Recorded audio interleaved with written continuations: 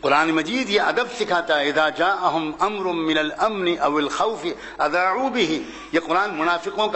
منافقوں کی پہچان بتاتا ہے کہ انہیں کوئی خبر ملتی ہے، وہ خبر مثبت ہو یا منفی، پازیٹیو ہو یا نیگیٹو، امن کی ہو یا خوف کی، وہ فوراً اس خبر کو پھیلا دیتے ہیں۔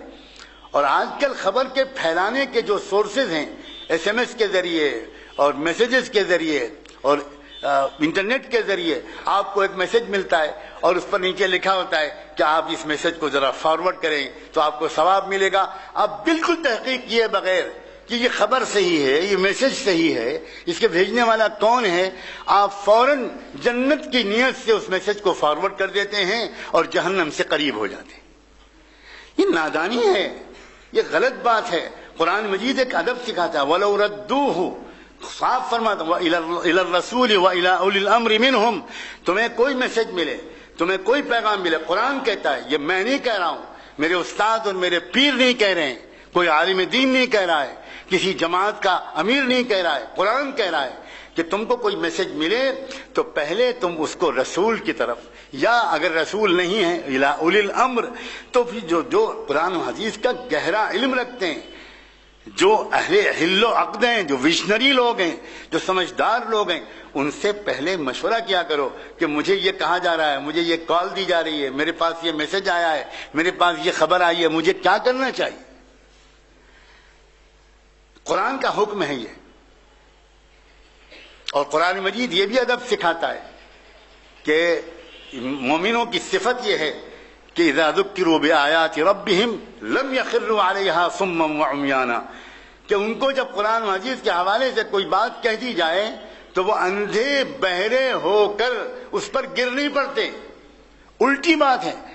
آپ یہ ایکسپیکٹ کر رہے ہوں گے کہ قرآن تعریف کر رہا ہے ہوگا ان لوگوں کی کہ جہاں اللہ رسول کے حوالے سے کوئی بات کہہ دی گئی بس ایک دم فوراً قربان ہو گئے۔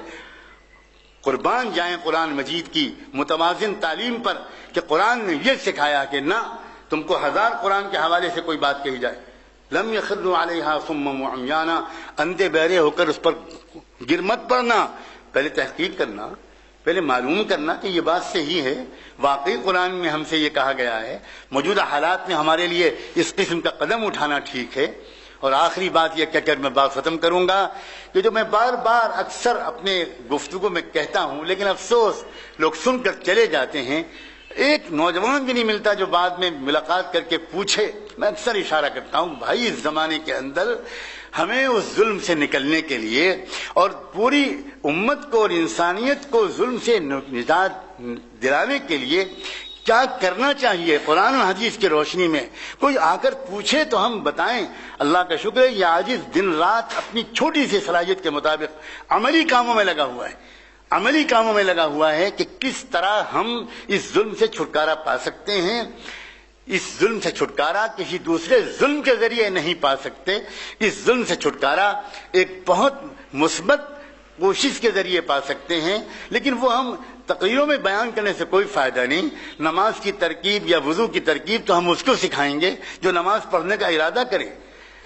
کوئی اگر یہ جاننے کی کوشش کریں ہمارے نوجوان تو پھر آخر ہم کریں کیا؟ اگر یہ راستہ غلط ہے تو پھر ہم کو یہ بتائیے کہ راستہ صحیح کیا ہے۔ میں بہت اشارے کرتا رہتا ہوں اور چھوٹے سے 15 منٹ کے 20 منٹ کے بیان میں اشارے ہی کیے جا سکتے ہیں۔ کیا کرنا چاہیے ہم کو، یہ خلا کیسے پر ہوگا، یہ تو ہم ان کو بتائیں گے اور بتا رہے ہیں۔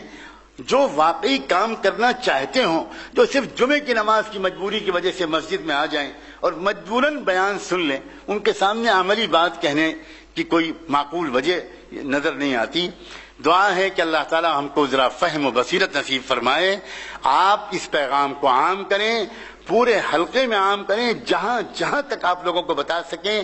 کہ جو کچھ ہوا ہے پشاور میں اس کا اسلام سے کوئی تعلق نہیں ہے، وہ کفر ہے، یقیناً سراپا ظلم ہے، بدترین درجے کا ظلم ہے، اسلام اس سے بالکل بری ہے۔